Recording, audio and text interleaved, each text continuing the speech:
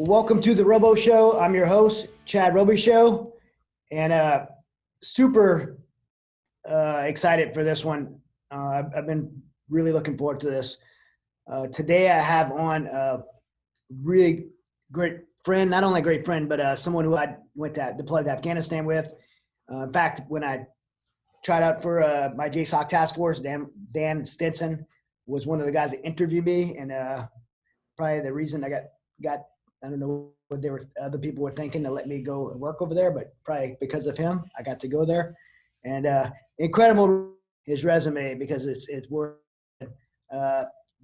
Daniel or Dano is what we call him, Stinson. Spent 16 years. He's a United States Marine as a reconnaissance Marine, and then he also did another stint with the Army in the field of intelligence and reconnaissance. Always in lifetime special operations experience. Also been a contractor with the Department of Defense in OGA for over 27 years of deploying to every continent and almost every conflict and war zone that the United States has been involved in the last 27 years. When I say OGA, it's kind of a term, other government agency. I'll say here, I think everybody knows that's the CIA, Central Intelligence Agency. He's also deployed and served in multiple tours in Iraq, Africa, Middle East, North Africa, Central and South America, and almost 5 years of his time was in Afghanistan.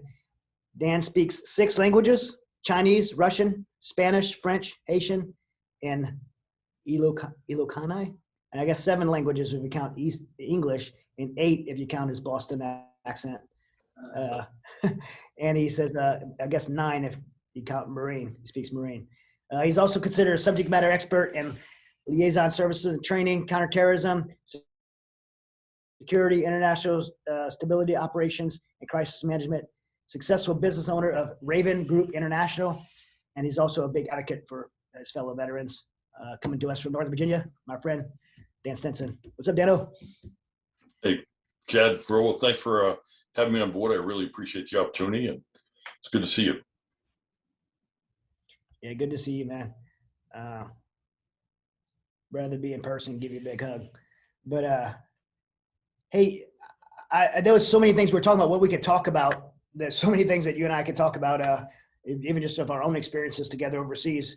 But I thought one of the topic that we could specifically talk about that'd be fun, and probably no one else, I haven't heard anyone else really talk about this, is our relationships with foreign nationals, and how interacting from special operations, from your contracting time, just working over the last 27 years in your time, last 20 years, and for most military people in the war on terror, we've worked so much with foreign nationals. We've leaned on foreign nationals. We cannot do what we've done in Iraq and Afghanistan without the brotherhood and partnership of local nationals from those communities, essentially patriots in their countries, fighting for their countries. I want to talk about that topic and how how's that look, how it looks in the battlefield. One of the things I wrote down here, how it looks in the battlefield to be embedded with them culturally, personally, operationally.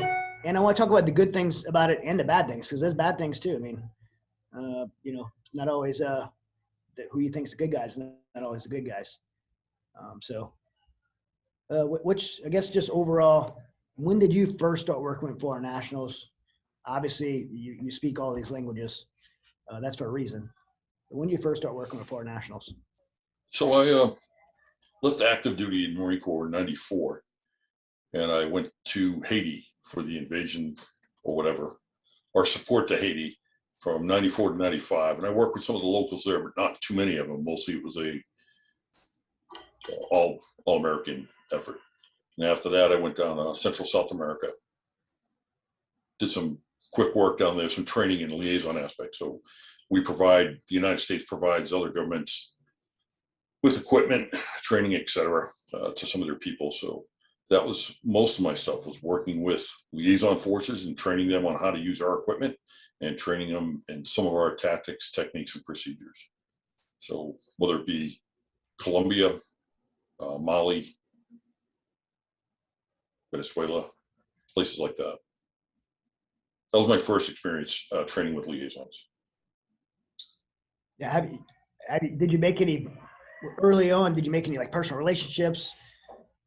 Like, You know, like uh, one does, right? Because one has to establish that relationship with them in the aspect of, I'm not here because I'm smarter than you.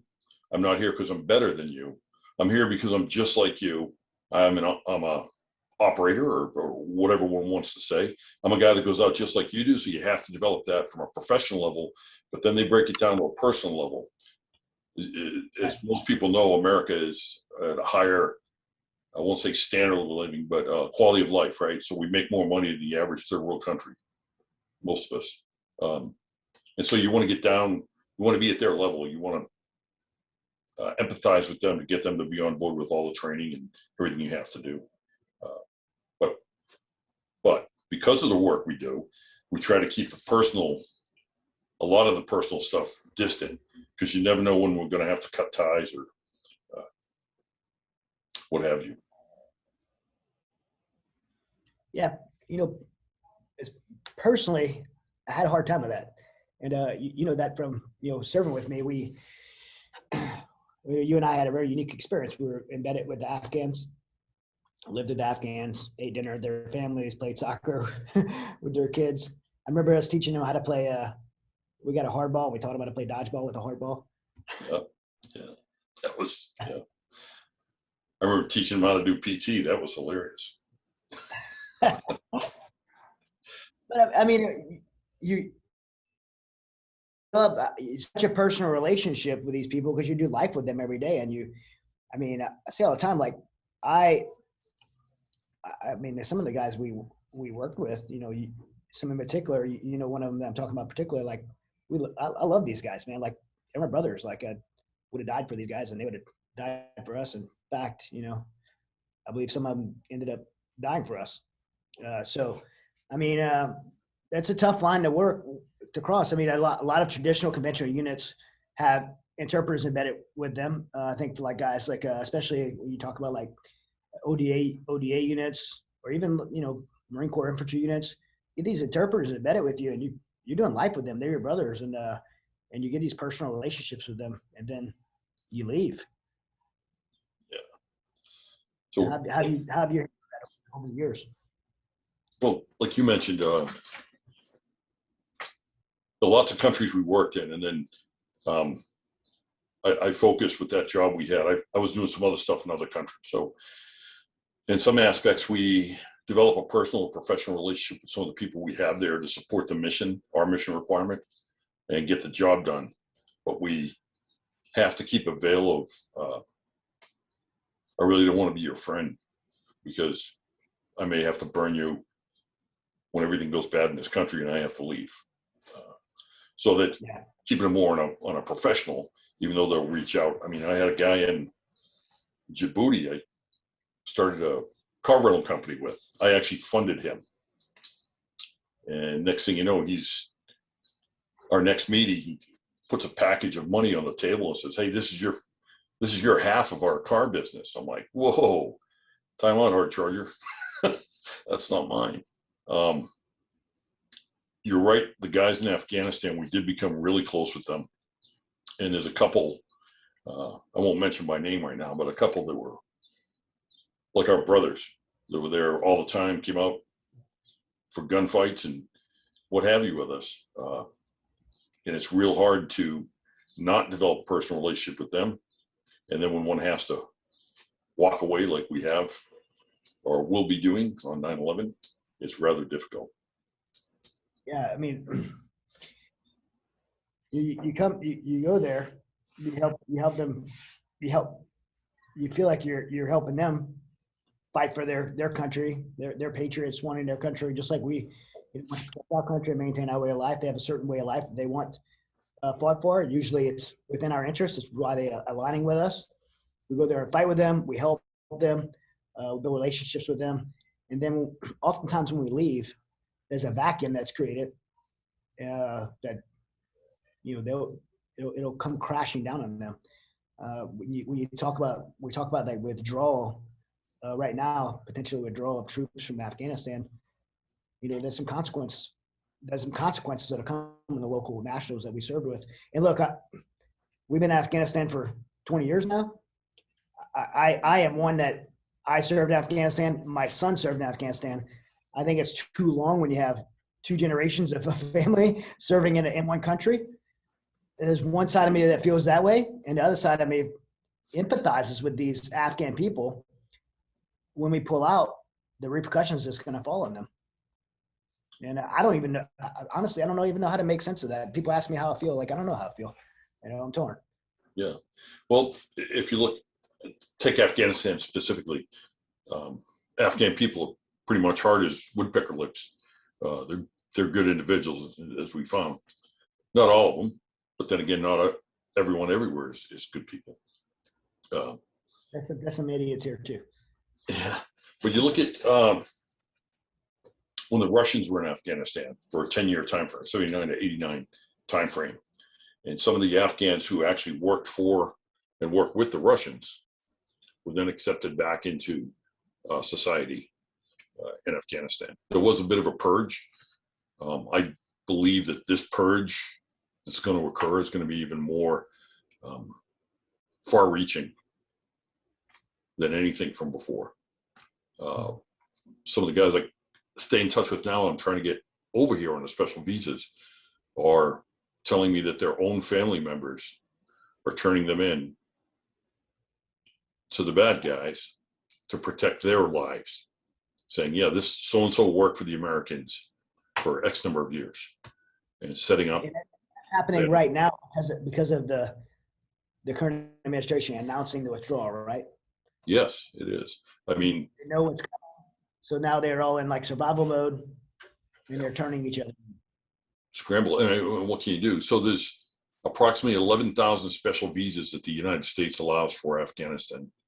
And there's over 18,000, as of 2 days ago, 18,000 visa applications under that special visa program. And there's got to be at least 5,000-6,000 more individuals that have been there. I don't know how we're going to support that. And I see it as, if y'all recall in the history, evacuation of Saigon at the end of Vietnam, when we were pulling out of there and just see you later. Got as many people as we could out, but a lot of them were just left behind. Yeah. And, foreseeably that's going to happen. That's going to happen again. It's going to happen really soon. And it is going to be a tragedy for those who have, yes, sir, for the last 20 years given their lives to serve America's interests there. This episode of the Robo Show is brought to you by iron-neck.com. Iron Neck is the world's #1 neck strengthening device. You guys don't know, in 2006, I was in Afghanistan and broke my neck. And if you want to read about that story, a crazy story of how I broke my neck, it's in my book, And Unfair Advantage. You can go and check it out.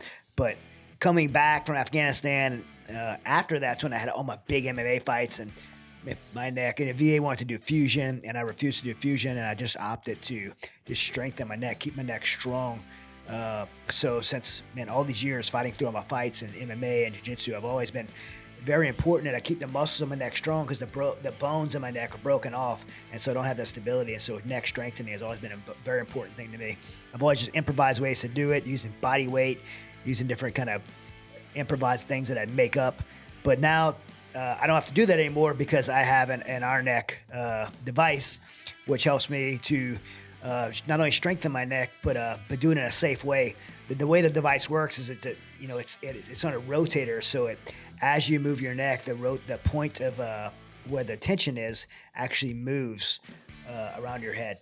And so super effective and safe way to strengthen your neck. And whether you have a neck injury or not, I think in sports or just in life, it's really important to have a good, strong neck. If your neck's strong, your hips are strong, your body's going to be strong.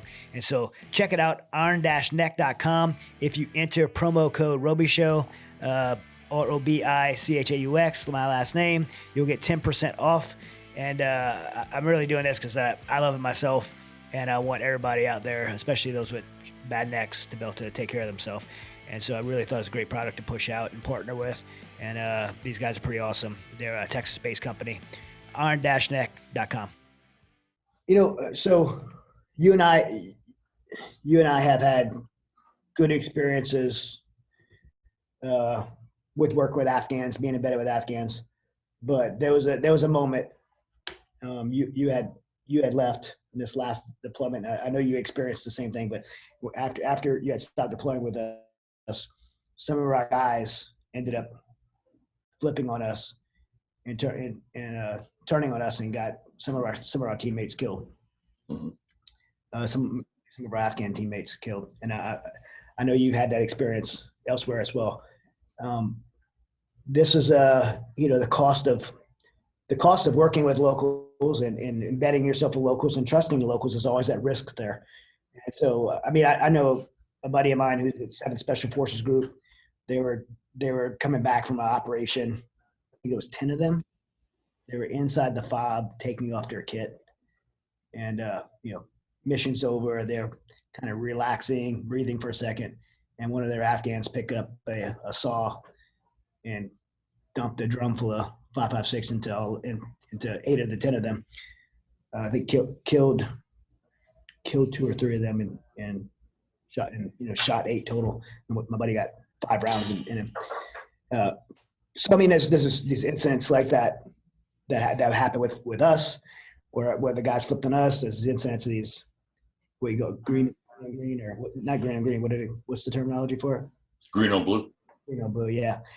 And I mean, there's like incidents. So talk about your experience of trusting people like that, and then sometimes it bites you. Kind of put them in different levels, the ones you work with, right?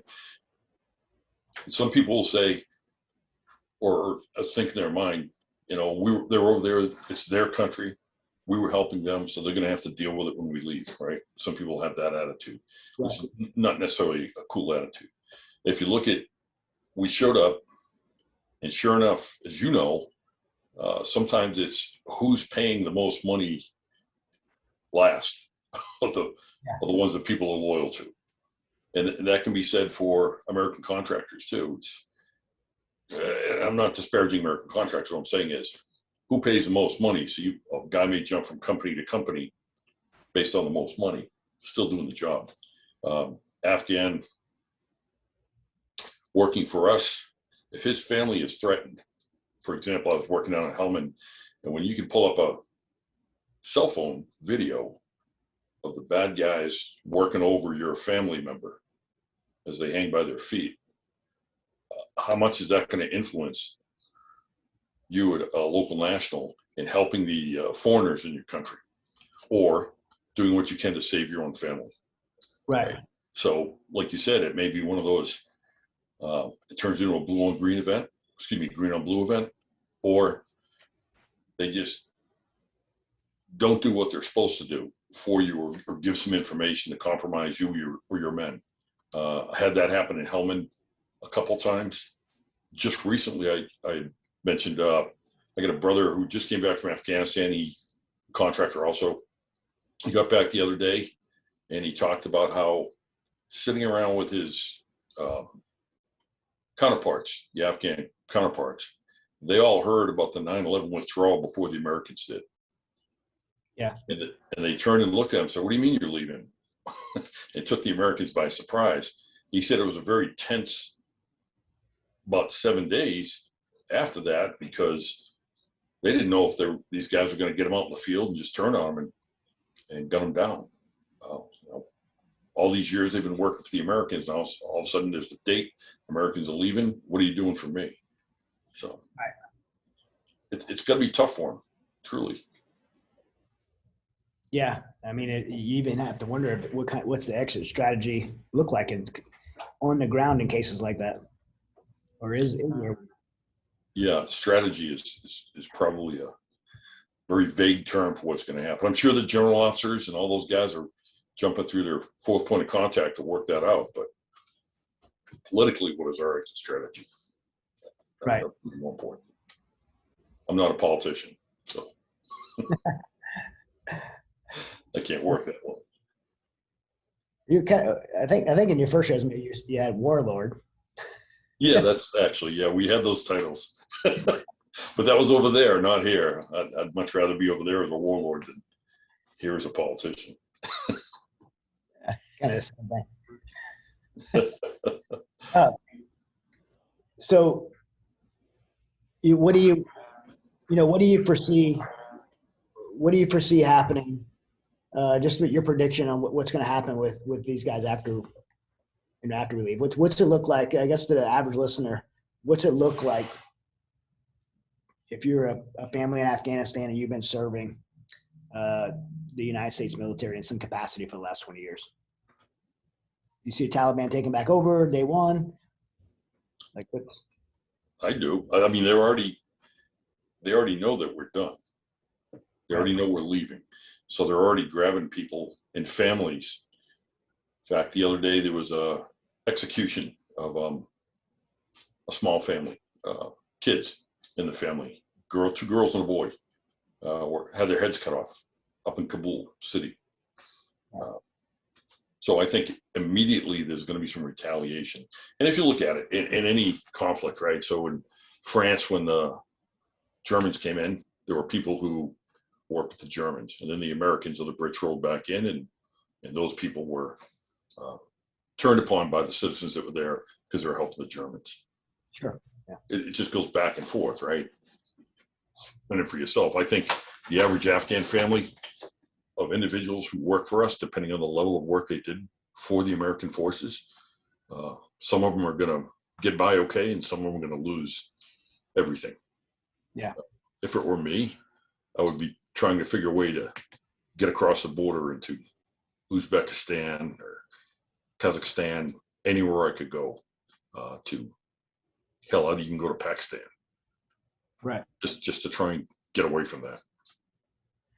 Yeah. So, I mean, and you don't think there'll be, I mean, I don't think so, but you don't think there'll be an amnesty or a quarter? I mean, I think they're going to make a point, and just like they did when they beat the Mujahideen, right? And the Russians were gone. They went in and stupid crap. I mean, you remember so you destroy videotapes and you destroy television sets and you destroy the power systems and the roads because allegedly they're not good in their book they read. Right. Okay, well, that's kind of silly. So I think now they're going to come do is going to be another purge to maintain that same control. Fear and control. Yeah, terrorism. Yeah. Yeah, I mean, if it happens to Kabul, there's no safe place in Afghanistan for them. So I mean, I know you're not a politician. You stated that, but what would be a way that we could handle it? Is there a way that the United States could handle it that would be fair for the Afghans we're leaving behind? Or it's either we're in or we're out? I think we should be done with Afghanistan, and I felt we should have been done with Afghanistan a while ago. Right. And there's no reason to try and leave special operations guys in there without the support, the air cover, logistics, or medical support. So if we're pulling out, pull the hell out. That's it. Close the embassy, move it up to Kazakhstan for the people, and fly in some C-17s and C-5s and just do a mass exodus of the people that were there helping us, and then have to validate and prove that. But immediate family only. And I know in Afghanistan, immediate family means like 6 generations north and south, but immediate family, wife and kids, get them on board, take what you can, give them a limit of what they can take for evacuation and bring them to the United States.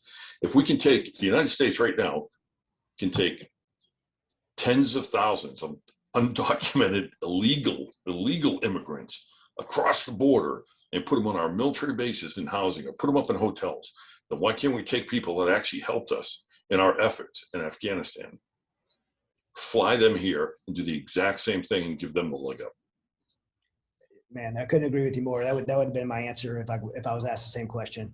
You and I would not only would we not be on this podcast right now, but you and I would not be alive right now if it wasn't for some of those individuals.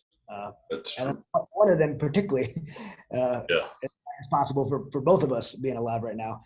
And to think that we can't get people like that that deserve to be here over, people illegally sneaking across our borders. It's a tragedy.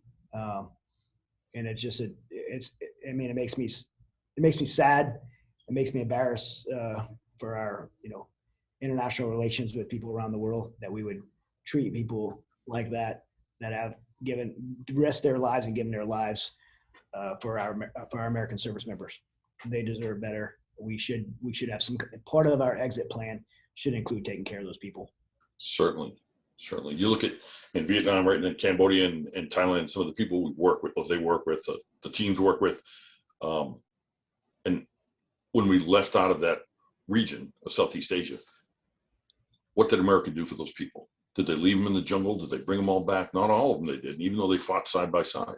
And if we look forward, say, I don't know, pick a country, Ukraine, and we go to the Ukraine and you send these hard charging special operations forces in there and to do the FID missions, to get in and work with SF guys, Mr. Kennedy, and yes, they go in there and they work with these local nationals.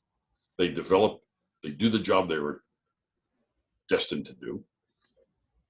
Of the local nationals actually going to look at them and say, hey, I'll trust you because I just saw what you did to Afghanistan. Right. And historically what you did in Vietnam or this place or that place. Yeah.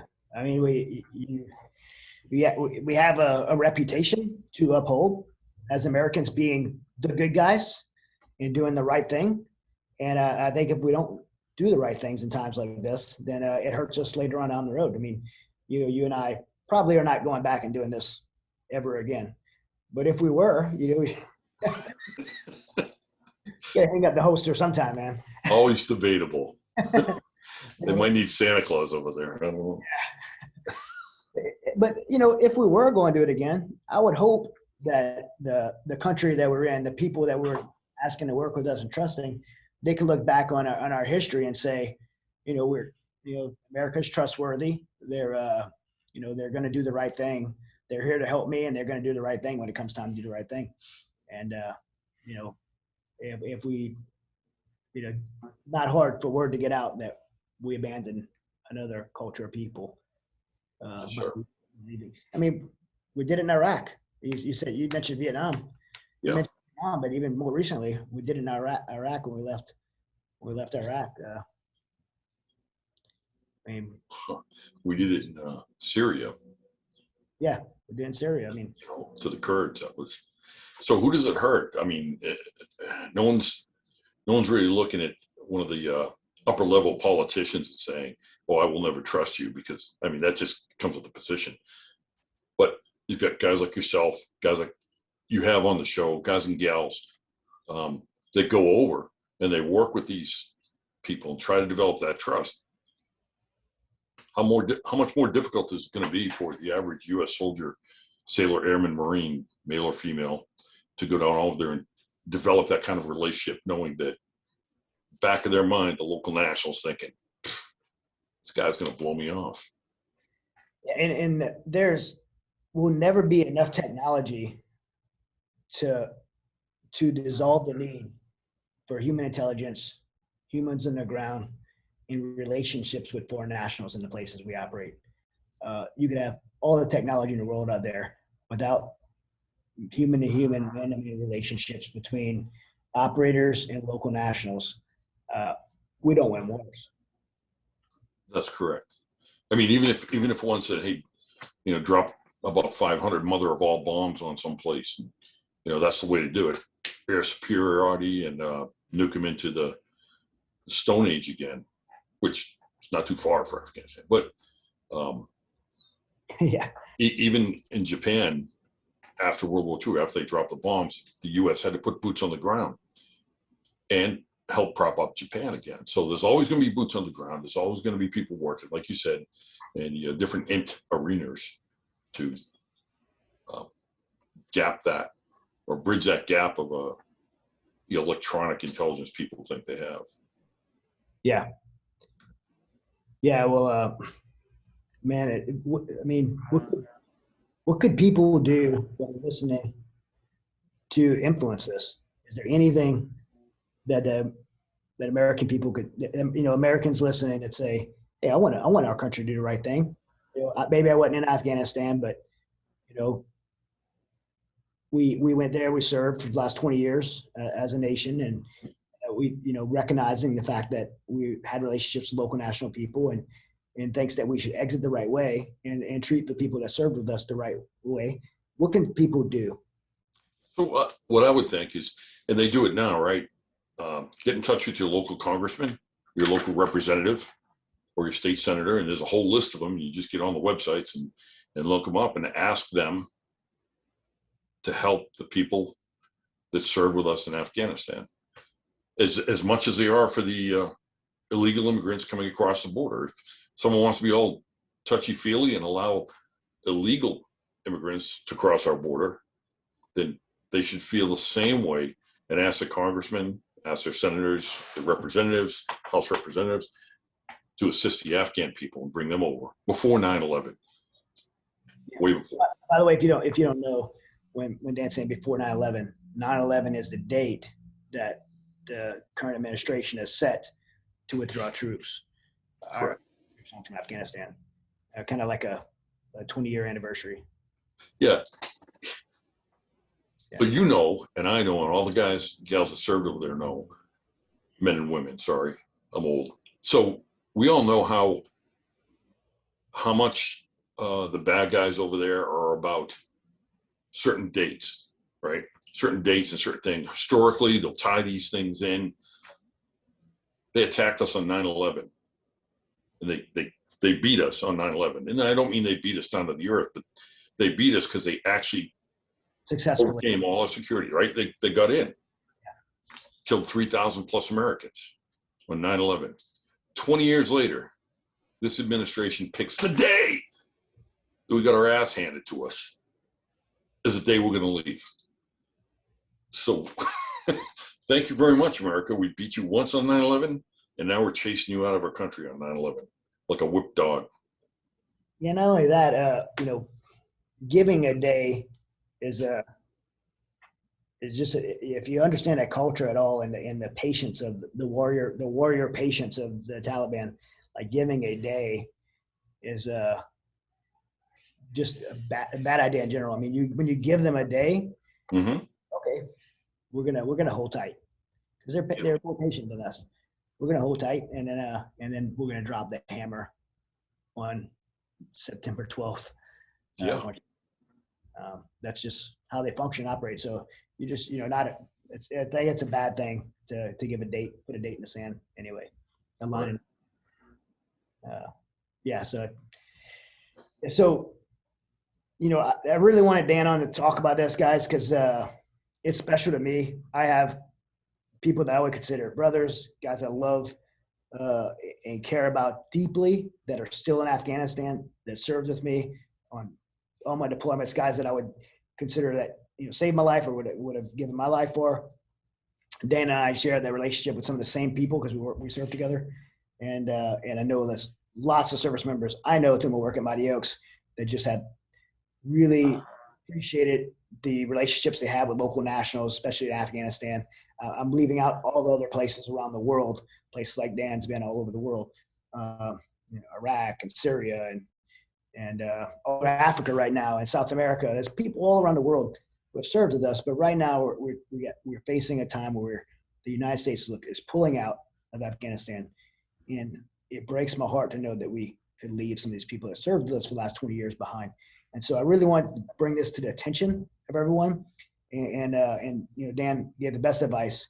If you have a heart for this at all, if you think this is wrong and want to see these Afghans treated fairly and treated right for the service that they've paid to our U.S. service members, then contact your congressman. Let them know you're not okay with this.